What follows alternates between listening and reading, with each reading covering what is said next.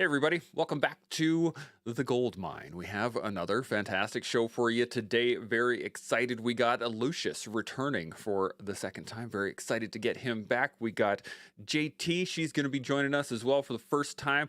And of course, Sean's always here with us, which is awesome. Now, while I am excited, y'all should be too. Make sure you're doing all the things. Like the show, subscribe to the channel, hit the notification bells, do all that good stuff. That way you get your emails whenever we go live.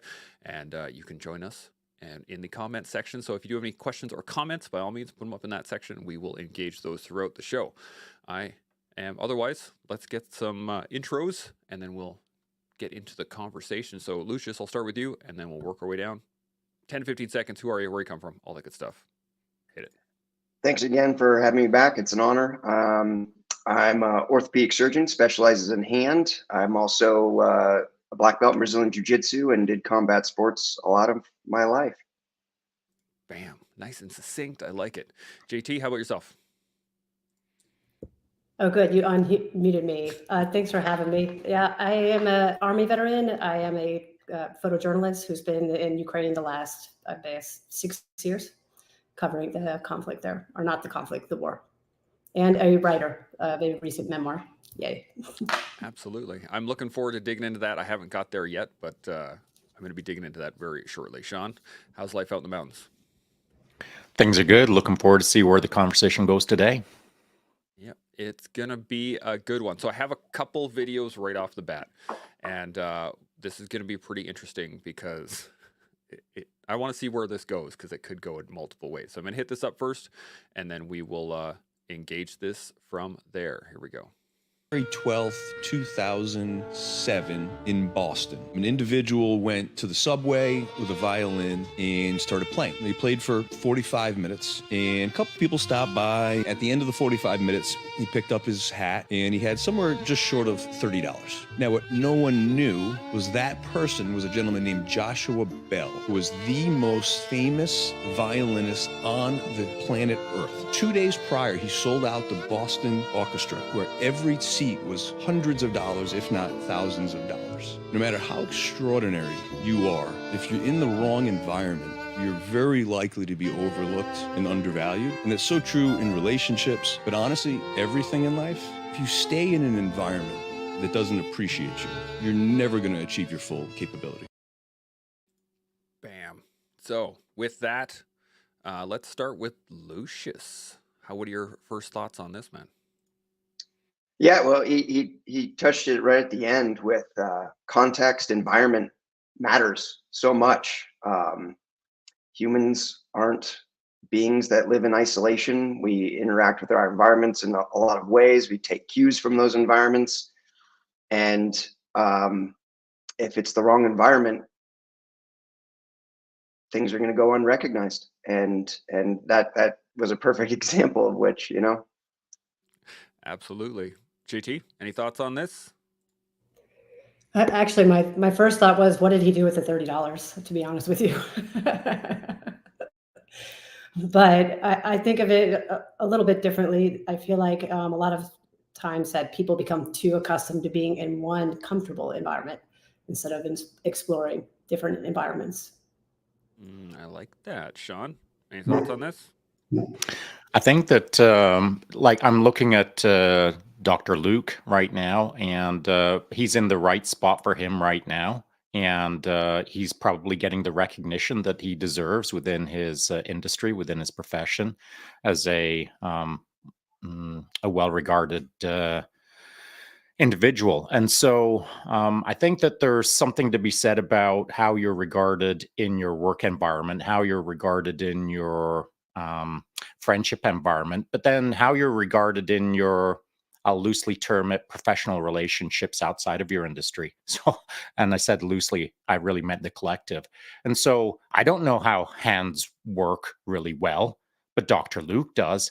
And because I know a guy a little bit who's in that game, I feel like somehow my my circle of understanding in the world is increased, just marginally, but increased by the people that I know loosely. And so I think that it's less about whether you're recognized in the subway or whether you're recognized in your surgery operation room. And it's more about how you're represented or recognized throughout your entire life. So that doesn't mean obviously someone's going to stop Dr. Luke on the sidewalk and shake his hand and say, thank you for the magnificence in the surgery room. But certainly one of his patients would. And if that patient is a friend of mine, then I know Dr. Luke is, a good dude. And so I think really it's not about the subway. It's not about the orchestral stage. It's about how you move through life impacting people in ways that you can't understand. Mm. That's an interesting angle at it too. I was thinking of not only the external place that you're in and how well you're recognized in that area, but how well you recognize your own talents, because he could be perfectly fine hanging out in the subway playing and just loving every moment of that. The acoustics might be great. He could just be totally cool with that. Or he could be seeking the orchestra as well. So I wonder how much that plays into it, your own personal understanding or your own personal accounting of what you are capable of or what you are comfortable with. I'm going to go around the table again. Luke, what do you think on that one? There we go. What you are comfortable with is an interesting statement. I've been kind of doing a lot of thinking about the term homeostasis, and the reference to this range of environmental factors that we are working within, and we do everything we can to stay within that. And it's perhaps a good idea to broaden that range, be adaptive in our homeostasis, and subjecting ourselves to stress and subjecting ourselves to things outside of that normal range gets us to adapt and move towards hopefully improvement. I think that's kind of a big thing that I've made a realization in my life, and a new way of looking at it. Absolutely. JT, how about yourself? I'm going to be totally honest with you. Can you, like, in layman's terms, like, give me that question again, because I'm not sure I fully understood it. Absolutely. Basically, I'm wondering. I'm very literal. No worries. I'm wondering how much our own personal perception of where we think we should be or where we're comfortable with being plays into how well we play on that stage. Thoughts? How well we play on that stage in what way? What do you mean? As in, like, Well, literally this man playing? Well, what I mean, so from the example, the guy plays the violin, and if he is perfectly comfortable playing in the subway, and he plays to the same level as a world famous violinist, then would his playing, I guess, would your own personal playing, if you were the person playing the violin, if you were doing that and you were comfortable in the subway, would you play better in the subway, or would you play better in front of the orchestra? I think I'd be. I think I would play better in the subway. For one, it's non-expected by the people that are viewing you. They have no expectations of you. They are on the subway for transportation. They're not there for an orchestra, which actually allows people to maybe even appreciate, even if they're not giving them money, but not judge you. Just because you get the money or not doesn't mean that they don't appreciate it. But yeah, it just creates more of a comfortable environment for oneself when you have an audience that is not expecting anything of you. You're not necessarily doing it for money. You're doing it to play, which would probably allow you to be much more free within your skin of playing music the way you want. Interesting. I like that. Shaun, any thoughts on this? Yeah, and I'm going to take the complete opposite position. Not because I'm being mean-spirited, just because I like moving it around. And so last subway that I moved through where there was several musicians throughout our trip was in Japan at the end of last year. I've been through a number of subways where there's been a number of different musicians. And here's what I've observed. Predominantly, subways are really, really noisy, really echoey, a lot of tertiary reflections. And it sounds like bad. And so when that individual's on the subway platform, whether they're in the subway tunnel, whether they're in a connecting element of the subway system. It doesn't much matter where they're standing. It always sounds pretty bad. And what that individual doesn't have with good acoustics is the recognition of their abilities. It's hard to hear how good someone is in a really noisy subway tunnel. More important than that is individuals who stand on a stage like that guy was, in his finery, dressed well, looking the part, all eyes are on him, spotlights, target locked.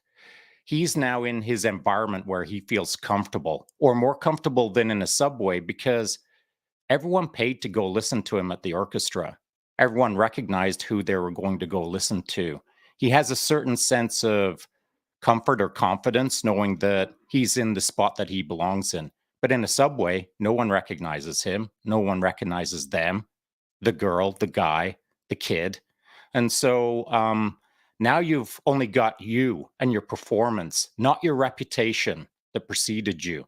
And what happens in subways, at least my observation is this: no one freaking pays attention at all. You could be kicking it out 10 out of 10 magnificently, and everyone just slides on by, keeps their head down, because that's the expectation in that particular moment in a subway platform. It's rare. I mean, Instagram and social media likes to take piano players in an airport and turn it into, oh, this just magically happened. What a surprise. But rarely is it authentic from my perception. It looks like it's being set up 9 times out of 10. I've seen it set up in various airports around the world as such. And so if it's an authentic moment, my observation has been that the violin player gets unrecognized and they're in an environment that is not great. And therefore, I believe they're not feeling like they are performing to their best. They're not being recognized as their best. And it has to be a difficult situation, I feel. Interesting. JT, you had a thought on this? Yeah, well, there were two things. One is I disagree about that it always sounds terrible on a subway. I guess we have to think about what kind of subway here, because I've heard some of the best music in my life in the underground tunnels of the metro in Ukraine. And in these locations, the source of the music just perpetuates through every corridor, and it's stunningly beautiful. Just a note to what he was saying. Obviously we disagree, but I think it also depends on the kind of performer it is. If it's somebody who performs better under pressure or not. For me as an athlete, I have to pretend that I am just practicing and not in a tennis match to actually play well. Like, I really have to zone out and absolutely force myself to think that this is just practice. I'm in practice right now. I'm not in a match that counts. And yeah, I think it just depends how people handle pressure. Interesting. Lucius, any thoughts on this? Yeah, the kind of initial thoughts that are coming to my mind are the debate of the conflict between intrinsic and extrinsic motivations, and how that influences performance. If you're doing something because you truly love it and you can be truly in the moment, your performance is probably going to be pretty good. But like almost anything, we start thinking about other people's expectations of how it will go. We put pressures on us from the outside. Maybe we're doing something for money. Maybe we're doing things for motivations that are not truly within us. And that completely changes the motivations and, in the end, the performance of things. And as Jen was kind of mentioning, in her optimizing performance, she has to kind of go inside and like, hey, the stakes aren't there. This is for me to enjoy. It's to get better. And that's kind of pulling on those intrinsic motivations as opposed to the pressure of the outside. I like where this is going. Shaun, you got any additional thoughts on this?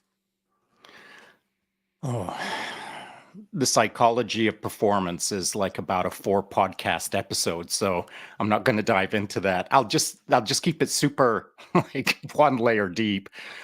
When you asked the question, Chance, I was picturing myself as the violin player, not in his suit, but in his subway outfit.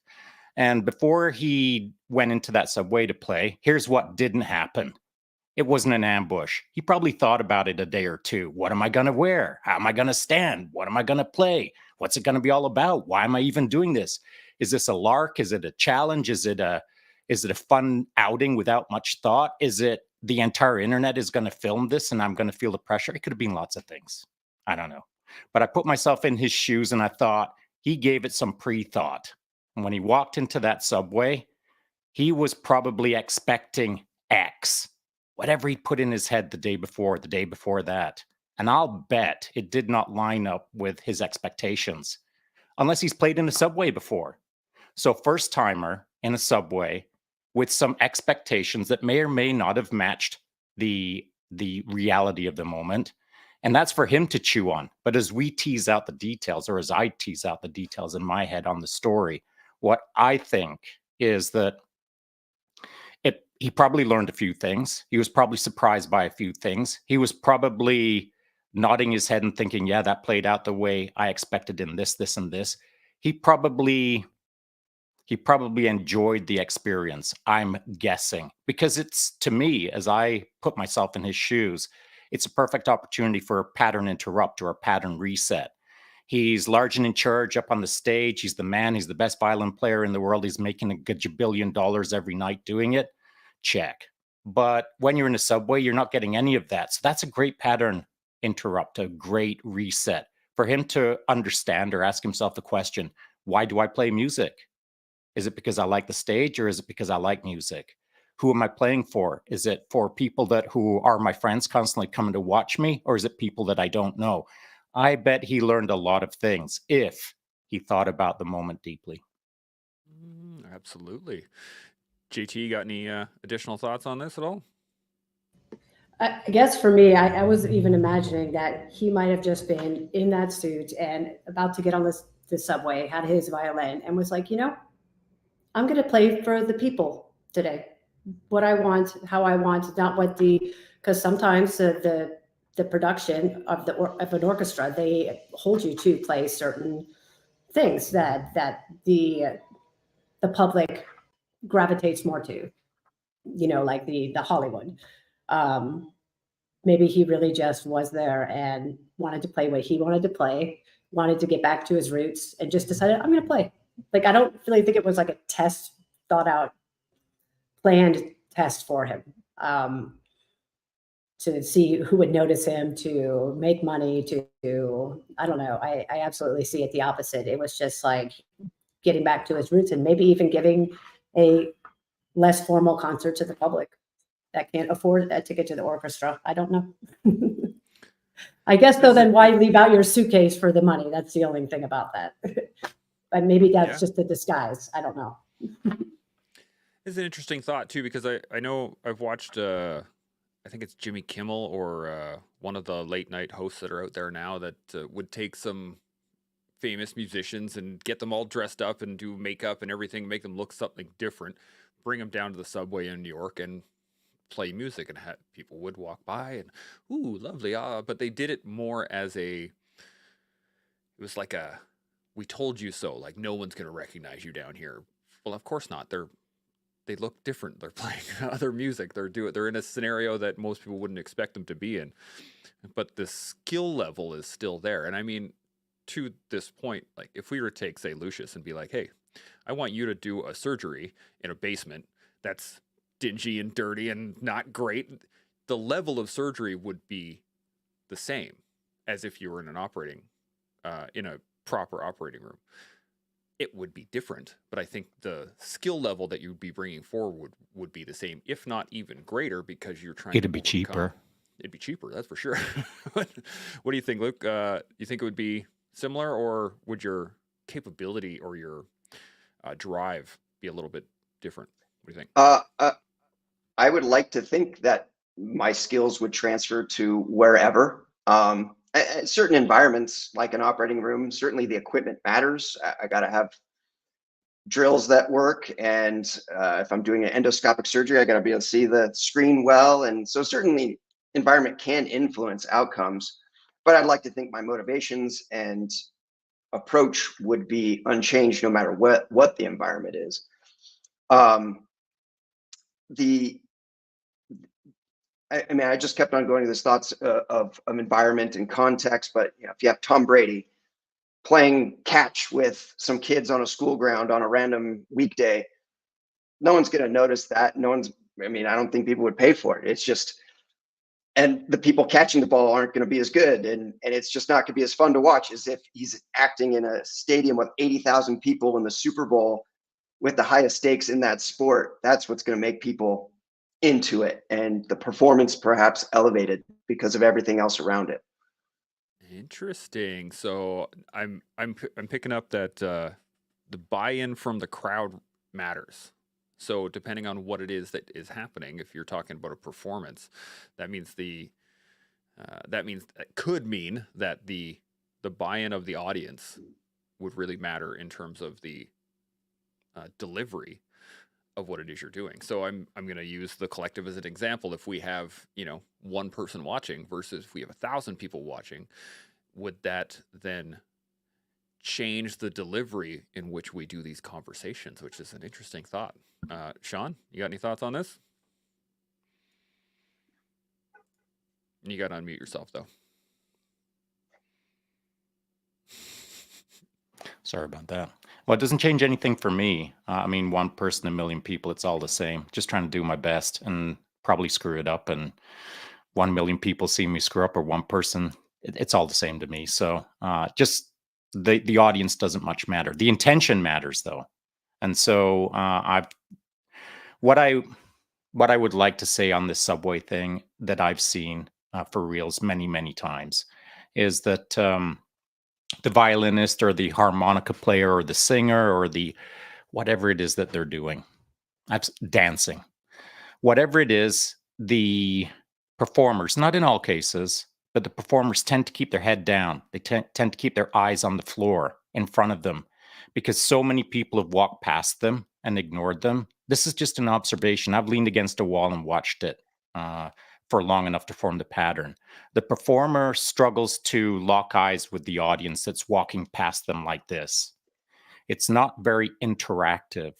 And so over a period of time, I've watched a performer have their confidence diminish or reduce simply because either the lack of interaction or the lack of money or the lack of a nod or the lack of humanity. Sometimes everyone rushing to get to work rather than slowing down to listen to the music. Painting that picture, what I'm making the case for is if you head down to the subway as Tom Brady, super freaking confident, and you do whatever you do, you're throwing balls and no one's paying much attention. I'm curious if Tom Brady's confidence would start eroding over a period of time just for the lack of, it sounds dumb, but the lack of humanity, the lack of interaction, the lack of acknowledgement, the lack of validation, the lack of everything, just the hustle to work and paying no attention to the performer. I think it's probably got to be hard on some people. Maybe it encourages other people, but I'm guessing that it's a massive delta between performing on a stage in front of a paying audience and kind of being ignored in the subway. Now, I'm not making any comment on the Ukraine. I'm just talking about all the subways I've been in. It's different in all those other subways. Maybe it's because it's not a war-torn country that I've been in all of these times. It's business as usual countries in typically first world or second world countries. And I'm not saying it's right or wrong. I'm just saying that's what I've seen many a time. Absolutely. JT, you got any additional thoughts on this? I think it just goes back to what Lucius said. It's like whether you're performing to perform for the people, or are you doing it because it's something that you love to do? Are you doing something for validation or because it's something you love to do? You know, intrinsic versus extrinsic. So it's like totally dependable on that There are some people who play music because they love making music. And I think of it as like, okay, people, Hollywood actors and actresses, like obviously they like to be seen. They need validation with how they look, or else most of them wouldn't get like the amount of plastic surgery they do over their lifetimes to continue looking like the age that they were when they started being in the movies. But yeah, I don't know. I'm a little rambly right now. Yeah, no worries. The it's an interesting thought, and I have another video here that I want to get into. But any other additional thoughts on that before we jump into the next one? It plays into this conversation, so don't worry, we're going to carry it on. But if we're good, go ahead, Jay. I actually just had maybe we don't have time for this because we're going somewhere else, but it was kind of like for Lucius, and just when he was talking about the playground, I just thought about his job as a surgeon and just the whole topic of like how we can jobs like such as being a doctor, do you become desensitized, or do you have to because the role that you play? I mean, or is it just something that, I mean, you can't possibly become personally connected to every single patient? So I guess that was my kind of question for you is like, do you feel like there's a level of where you have to be desensitized yourself to do your job, your performance well as a doctor? Interesting. That's a good question. It's a great question, and I think a lot of doctors struggle with the right thing to do. You can't lose being human. That's crucial to being an effective doctor. But at the same time, if you get emotionally wrapped up in what the patient's going through at that moment or how they're going to do afterwards, you're not going to be performing at your best. So there does have to be a disconnect, at least when there's a job to do right in front of you, things to put together. You can't be thinking about how the patient's going to be interacting with their kids the next day or how they're going to feel. You got to just like, hey, this is what I need to do.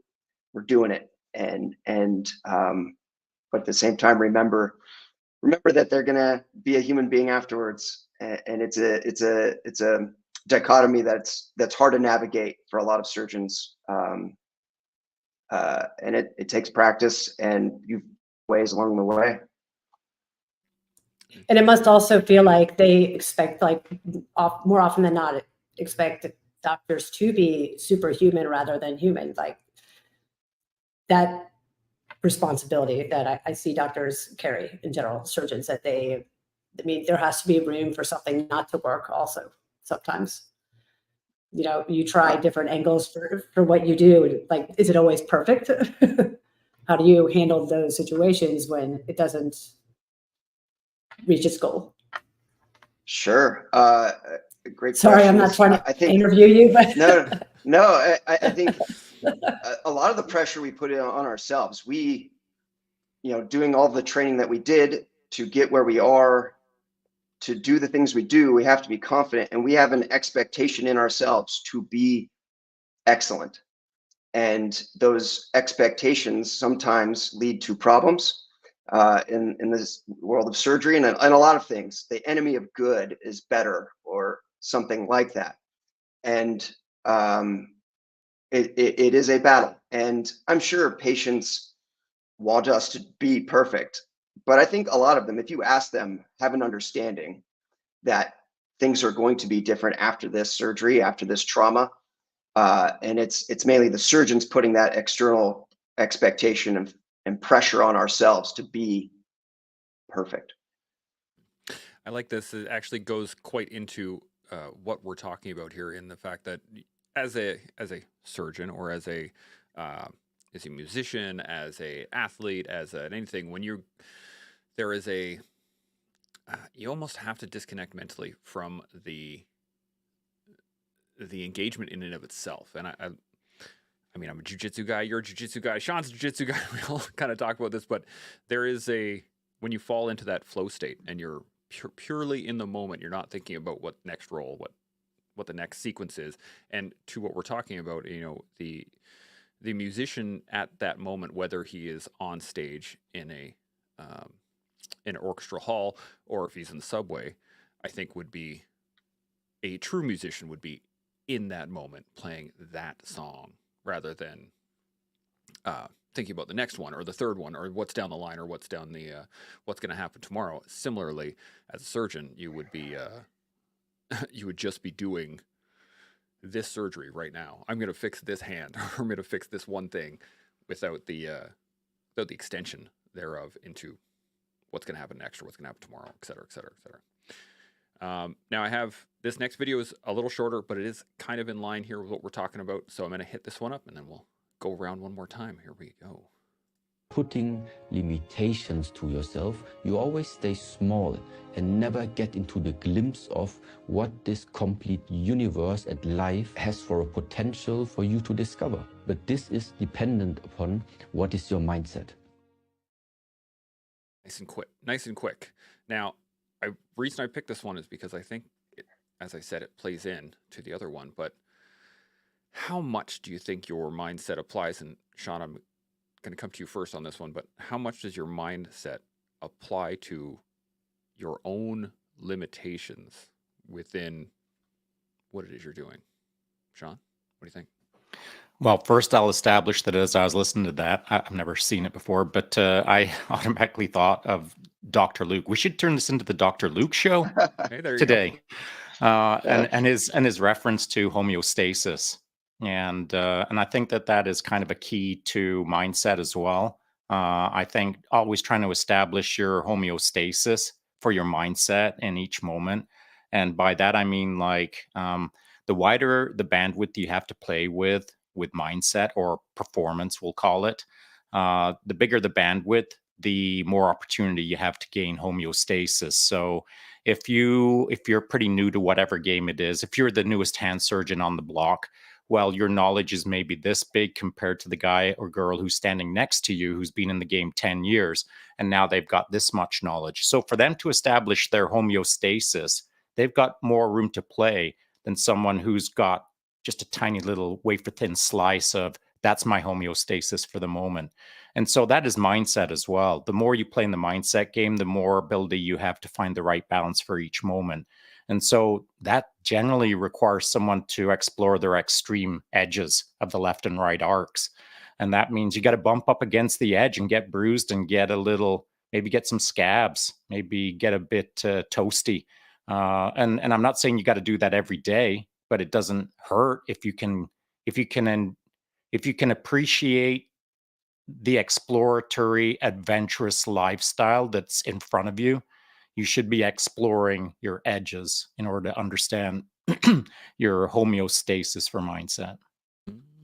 I like that. Lucius, what do you think? Yeah. Mindset, I've come to realize, is probably the most important thing to success, whether it's professional athletes. They're all amazing athletes with genetics that are in the 99th percentile. But what really separates the good from great is a mindset. And mindsets may be different from one to another, but whatever it is, they have to find their mindset that's going to achieve the best performance for themselves. And certainly that plugs into intrinsic and extrinsic motivation. It turns into passion and love for the thing they're doing if they can find flow.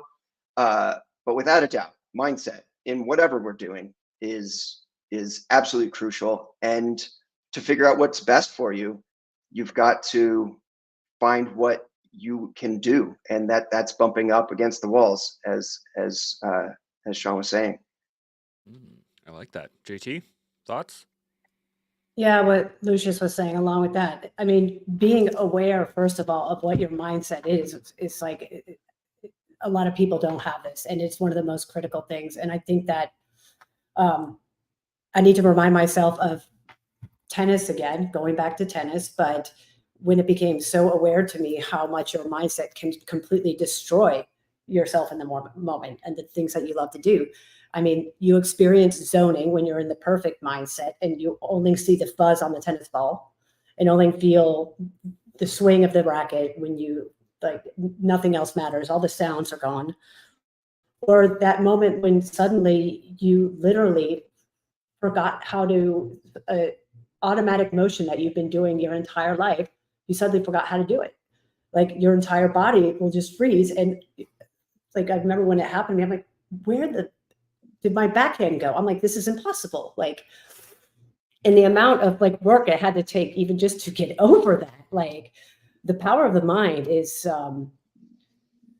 it's extreme. And I think that even in everyday life, I constantly have to remind myself to be more aware of my thoughts, and that mindset should be the tasks that you're doing in the moment and not always jumping ahead to worries or what's next, or else you don't do what you're doing with care, and you're not even living life for that matter. I think that's why I love photography or being a photojournalist, because it really like just allows me to like stay in the moment. I'm shooting what I'm seeing. And even when I'm writing about what I'm feeling. Yeah. Yeah, absolutely. Interesting that you bring this up too in the frat. You forget how to use your backhand. That happens to me jiu-jitsu all the time. The moment the instructor says, okay, we're going to work on this move, everybody let's go practice it, everybody clap, yay, and then you go to your partner and you just stare at each other like, what is jiu-jitsu? I don't know. I don't even know where to begin on that one.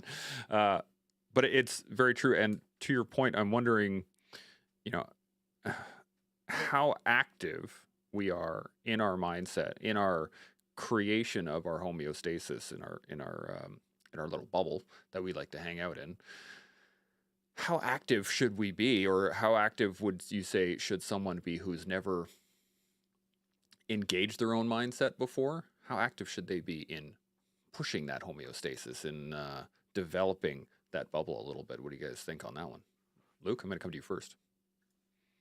To be as good as you can be, you have to find what you can do. And the only way to do that is through challenge and failure and getting up again and figuring it out a new solution, or realizing that there's a problem in the first place. It's I guess, and I think we might have touched about this on the last time we talked, but the mindset that I think is best for personal growth is humility and realizing you don't know everything, and starting with that. That's the only time that you can actually start getting better. And on that note, it just the thought that flashed through my mind also when JT was talking about as being a photographer and living in the moment. As a photographer, you are literally capturing a moment that now other people get to see and experience. And it would be cool to kind of explore that a little bit more about that cool phenomenon. Absolutely. JT, thoughts on this? Thoughts on what I do? On being a photographer, on capturing a single moment. Yeah, well, there's actually, you can be on an assignment, and this usually isn't happening when you're on an assignment, but when it's just you and a camera and you can just depend on light and what you see, it's exhilarating. It is, unless you're posing a photograph, you are capturing a historic moment. I mean, it is the present moment. It's all there is. I mean, I don't know what more I can say about it except that, but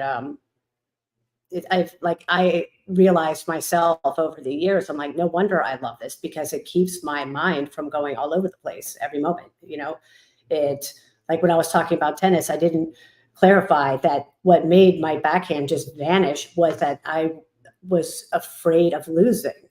It wasn't just like I didn't know how to do it anymore. I just let fear consume me, like of the possibility that I might not win.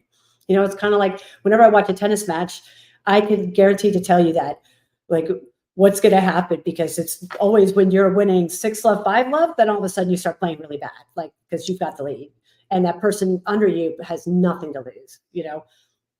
And then mindsets change. But yeah, back to photography. That's something that really,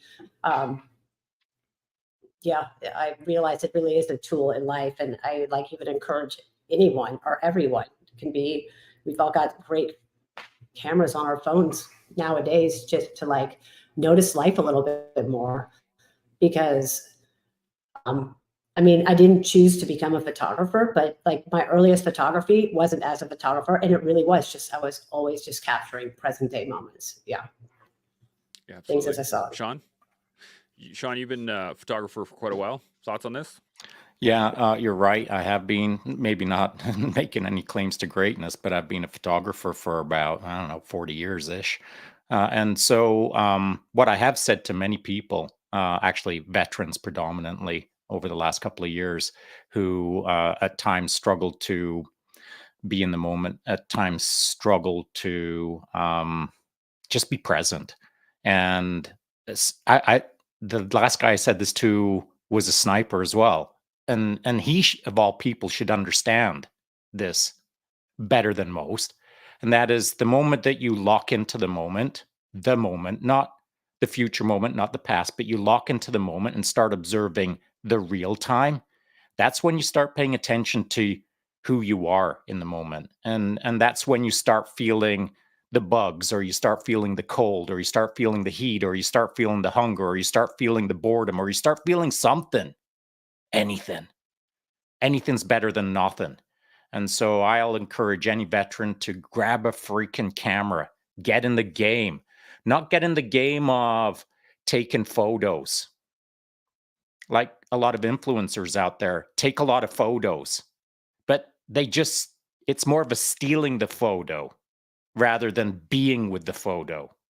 And so you can run around hell's half acres, snapping a gajabillion photos and never being present with that moment. You're just like on auto spray. But if you take the time to just challenge yourself and take one photo an hour, now you're looking for something that matters. Now you're looking for quality. Now you're looking for content that speaks to you in some way. And so, in challenging yourself like that, then you'll really pay attention to that. You only get one shot moment each hour. And I think if you're more intentional in taking your photo, you'll start being more present with the photo. And I just as an add-on, as we're talking back and forth about not moving away from photography for a sec, for anyone out there who is looking for better ways to do anything, um, look for something that you've never considered before, like photography or like frickin' pottery. It doesn't much matter what it is. Pattern interrupting yourself, taking on a new challenge, it, you'll learn something in the moment. If not, at the very least, that you don't like clay pottery, but that's a win. At least, at least you're clearing up some blind spots in your life. Get out and adventure in life and find out what you can and can't engage in the moment. I really like that. The concept of just trying. And to this point, I want to get your guys' thoughts on this, in the fact of, Shaun, I think you did this to me quite early on when we started the collective. Was you called me a dabbler, and so I used to, I'd try this, I'd try that, I'd do these things for a little while, I'd do that for a little while. But to that point, if you don't try those things, if you don't dabble in little things to see whether or not you like them, you'd never try anything. So here's the question: where's the line? Where's the separation between dabbling and trying? Because I think that's a pretty fine line, and it might be different for everybody else. So let's start with Lucius. What do you got? What do you think? The line between dabbling and trying. It's an interesting thought, and I agree with people should be trying many things to see what they may like or dislike, or figure out what they're good at and what they're bad at. My advice to people going into medicine is don't make any decisions on what you want to do before you've actually started to do those things. You start making realizations when you dive yourself into those rounds on the floor or being in the operating room. You start realizing, oh no, this is what I really like. But you may not have a chance to realize that unless you're really committed to that thing for a moment. You already know you do not want to be a surgeon, and you're good on the surgical rounds, and you don't spend effort and attempts to like it. You're not gonna like it. So I guess the difference between that trying and the dabbling is go after a lot of things, expand your horizons, brush up against your areas of discomfort with intent. And if you know with trying you don't like it, you can be confident that you don't like it, and you fill in that blind spot, as Shaun was saying. I like that. JT, thoughts on this? I don't really know if I know the answer between trying and dabbling, but for me, I think it's more so finding the time to do the things that I like more often than trying new things, and making sure that I make time for those things. Yeah. Absolutely. Shaun, thoughts on this? Well, first of all, thanks, Doc, because my youngest son right now he's into final exams for his first year of rural pre-medicine. And I mean, a few years from now, who knows what he's going to be? Who knows? He doesn't know. And so your advice was good advice, and I'm going to pass that on to him, not to worry too much about what he needs to be today, 7 years from now. Just figure it out along the way. So thanks for that advice. I think I probably don't have much to add to this point, but I feel that no, in fact, I'm not going to add anything. I don't think I've got anything constructive. But thanks, Right. Doc. There you go. Lucius got the coveted 3 for 3. Everyone's like, yes, good, yes. I like it. Now I have one more video here. Again, kind of in line with what we're talking about, but it's from a movie, and then I want to get your guys' thoughts on it right after. Here we go. Biggest lie you were told. It's not that simple. Why not? No, that's the biggest lie I was ever told. It's not that simple. And it's a lie they tell you over and over again. What's not simple? Any of it. All of it. It's how they get you to give up. They say it's not that simple, Vinny. So what's the truth? That it is. Not that simple. So let's go around the table. JT, I'm going to start with you. Any thoughts on this? No, I'm the most literal person in this universe, and you're throwing the most abstract stuff at me. Like, I need Welcome a to the tangent show. Yeah. Let me listen to everyone else. Maybe they'll give Raj. me an idea. Sounds good. Shaun, I'm going to come to you then. What do you think? I think it's an interesting video. I think that someone cobbled that together, that scene. First of all, they should have spent an extra $10 on lighting. But moving beyond that, I think it covered. There's like several straw man arguments in that. Almost there's a lot of things that a person could latch onto that fits into their own narrative.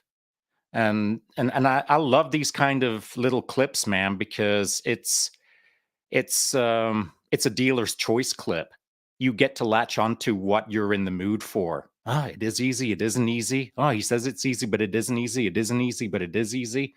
Everyone gets to decide what makes them feel right as they watch that video clip. It's almost like a Hallmark card moment where you get to design your own card as you're listening. So yeah, it's easy, but it isn't easy. But it is easy, but it isn't easy. And so I agree with the video. I like it. Lucius, any thoughts on this? Yeah, I'll go along with kind of trying to make the sense of the video. It's certainly, things are what you make of it, and if you want to think it's simple, then it very well could be. And if you really delve into the complexities of something as simple as throwing a ball, you realize it's a really complex movement, and it's not simple to throw. But a person who just throws the ball, yeah, it's simple. And I guess this brings up the concept also of the Dunning-Kruger curve, where in the beginning, this is easy. Like, I don't know why people think they make this so hard. And then you start actually doing a little bit more, learning a little bit more, and you realize, oh, whoa, this is hard. And then as you get more experience and you've learned more, all right, you settle in and you get back into that, oh yeah, I got this. This is simple. I understand the concepts. No problem. I like that. JT, any? Oh, wait, what do you got, Shaun? It's maybe just to get in front of JT to maybe add some more ammo for her literal mind. I think you've got dabblers and you've got scrabblers is how I like to define it. A dabbler is someone who's like into all the things, all the fingers in all Right. the pies, and never taste the pie. That's a dabbler. A scrabbler is someone who engages in something and frickin' wants to see what's deeper than the deepest spot in the rabbit hole. I dabble a bit, but I mostly scrabble. And that's why I create 10-year projects. If I start BJJ, it's now a 10-year project. If I start coffee, it's now a 10-year project. So dabble versus scrabble is kind of how I like to think about things. Mhm. Yeah, I get that more now, and I agree with you. There's like even within my projects, it took me like plus 20 years to finish the memoir that I just finished. To be honest with you, I started writing it over 20 years ago, and it any documentary project, photo documentary, I can't do fast news. I hate doing fast news stories. I go back and document and record stories for years of the same communities. You cannot paint a clear picture of people or a culture or things that are outside of us that you're not immediately a part of. You can't really grab it, the essence of it, without, I forget which one you were saying, dabbling or scrabbling, but the one where you're not all over the place, but you've really dug deep. But to that clip again, I'm still just baffled. All I can really say is it sounds like a Hallmark card. It does. But and it does make me think of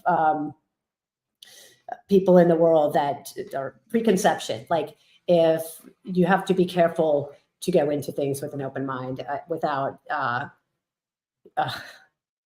with turning those things off, because when somebody does say that to you, it's kind of like, again, here we keep going back to tennis. If you check the seating of a tournament before you go, I remember once my coach at the Southern something, we were so late that we didn't even get a chance to look at the draw. No, he actually did look at it. He said, "Who are you playing?" Or, "Who am I playing?" And he said, "This person." And he's like, "Oh, she's nobody." So go out there, had this grueling, it was almost 3.5 hour match to beat her. And I'm afterwards, I'm like, "Coach, you said she was a nobody." And she was the first seed, expected to win the whole tournament. So it's kind of goes like that. That's probably one of the best wins of my life. But because I did not know that she was already not simple, not simple to beat her. Absolutely. The reason I pulled that clip too was the fact that it really defines for me what the concept of simple, not easy, right? Things can be simple. Things, if you break things down, it's a very simple concept, but that doesn't mean it's easy. That doesn't mean it is that doesn't mean anybody can do it. And I wrote down here, the depth of interest doesn't define the overall depth. So you can look at something like, I think from the movie, the guy opens his own pizza shop and he's getting interviewed in order to, because he's really successful all of a sudden. People were like, "Well, how did you do it?" "I just did it. I just stopped thinking about it. I stopped doing all the other things and I just got to work." And that part of it is quite simple. Yes, if you just get to work, you will have results. Whether those results are what you pre-expected or not, it doesn't really matter. But I guess the last question I have for you guys here on this is, how do we engage our own mindset? How do we engage our ability to be interested in something, even though, correction, how do we engage something without preconceptions? That's the basis of the question. How do we get into something new without the preconceptions ahead of time? Or how do we manage those preconceptions during it? Lucius, thoughts on this? Managing preconceptions. I guess it is, at least for me, it's doing my best to just be in the moment. I'm not thinking about the past. I'm not thinking about the future. I am purely focused on the task at hand, and hopefully that simplifies things to the point where I can at least see what needs to be done. I may not be good at it, but at least I can take the first step. Absolutely. JT, thoughts? Yeah, I think that at least for me, it's just practice staying in the present and just once again being self-aware. Even sometimes my mind goes so out of control, which is what creates that fear on the tennis court. Like the same thing, preconceptions, fear, not just just thoughts. Is being aware of our thoughts. Like, and even just for me, I need to make myself, even though I'm not doing it. And thank you for this today, because you reminded me that I really need to start doing this again. But to spend like, sometimes going for a run is good, or fitness, but like just taking 30 seconds, or there's even like apps for this, or a 5-minute walk, and like just focusing on the senses. I mean, some people might call that a kind of meditation, but it, like, give the brain a break. Stay in the present. Just notice, if you're a smell person, take the smells. For me, I'm a sound person. I can tune out every single thought by just listening, like listening for every sound around me, all the things that we don't hear usually because we're too much in our thoughts, but there's so many sounds. And when thoughts come in, you push them back out. But yeah, it's a good tool for getting rid of those, control your mind. Yeah, I like it. Shaun, thoughts on this? Preconceptions. So again, I'm going to use Dr. Luke because it is the Dr. Luke hour. And so at one point, Luke didn't know what it meant to be a hand surgeon. And at one point, he didn't know what it meant to be a BJJ black belt. We all start somewhere. And so I'm using Luke because those are two freaking hard trajectories, man.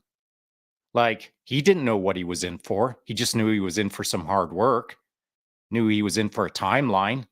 He knew he had to commit really freaking hard to achieve his outcome. So at the start, maybe he didn't understand what he was getting himself into with his preconceptions. But along the way, I bet he had to get right with the idea of, I'm either in or I'm out. I either want it or I don't. I'm in the game or I'm out of the game. And so it's at that point where you realize it's either make or break it. I'm in or I'm out. And when you're telling yourself that I'm in or I'm out, perhaps it's like day 100 of the journey. Perhaps it's day 1000. It doesn't much matter. But it's at that point that you probably have some preconceptions. I'm not talking about day 0, because that barely counts. We're all idiots on day 0. We know nothing. We have all these ideas about what it's going to be, but it ain't. And so it's 100 days later, it's 1,000 days later that the preconceptions have more reality. And what we do with those is the important part. And it's when it's the hard decision. Am I in or am I out? Am I going to change careers or am I going to stay in this career? Am I going to be a BJJ black belt or am I going to quit at purple belt? These kind of questions are the make or break questions when you've got enough knowledge to have come to the point of, am I going to take it all the way? It's that moment. It's those preconceptions of the imagined remaining 50% of the journey that I feel breaks people. Because at the start, it's the honeymoon phase. Everyone's got their jazz hands going. They're all excited. They're about to become a hand surgeon. It's day 1. It's easy. But day 1000, it is not easy. And it's at that point that the preconceptions become more important, I think.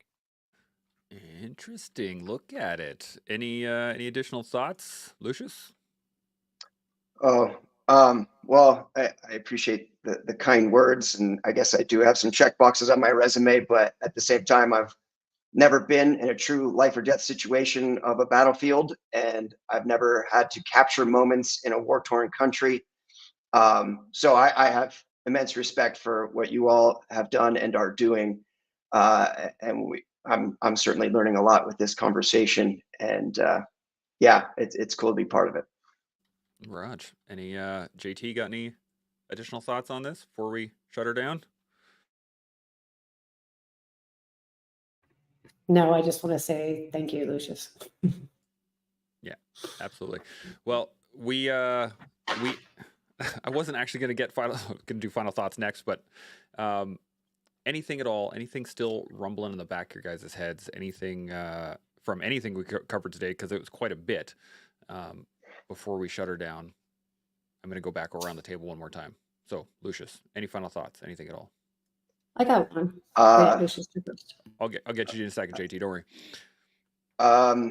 Being able to adapt, find that homeostasis, being able to push yourself to extremes and then get back to where you can be functional is how you can be the best you can be. I like it.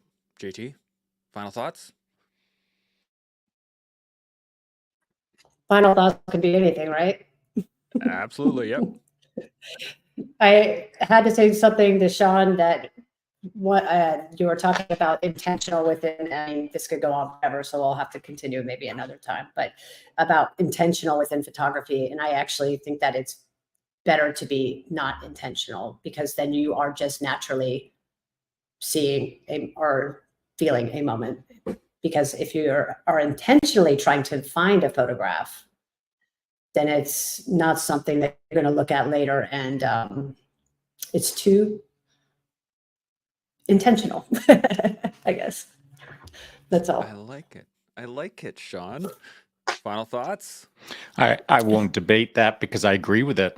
Because everyone's got to start somewhere. And whether you have to intentionally plan on getting 1 photo per hour, or whether you just saunter out into the bush line and it magically happens to you as a magical moment, that's also cool. The end result is the same. You capture a beautiful, intentional moment or not. But everyone learns differently. And I think, JT, if I was gonna make a definitive, which I try not to, but if I was going to definitively answer what you just said, it would be, I think how you described it is a great place to start. And somewhere along the line, maybe someone will start being intentional or not, or maybe they'll start unintentionally and they'll become intentional. Everyone learns differently. Yeah. Everyone experiences life in a different way, and just start. Intentionally or not, just start. And if you do it long enough, you'll figure out who you are and how it all best works for you, this grand experiment called life. Can I add on to that? Sure, give her. Just a very quick one. I said before, use your phones, but if any are going to go with this advice, trying out photography, I highly recommend putting away your digital and getting a film camera, because that absolutely makes you a little bit more appreciative of each frame that you capture, instead of just snapping away a million shots that get lost into a digital black void that will never be in a scrapbook because nobody prints their photos anymore. So, yeah. I like it. Film. I like it. Yeah, there's a lot to be said about that, and that is probably a whole nother podcast in and of itself. Is putting some stakes into the game for sure. And I'm left with a final question, I guess, really, as I think we should all ask ourselves this, regardless of what we're doing, regardless of how we're doing it. But the question is, what stage are we playing on?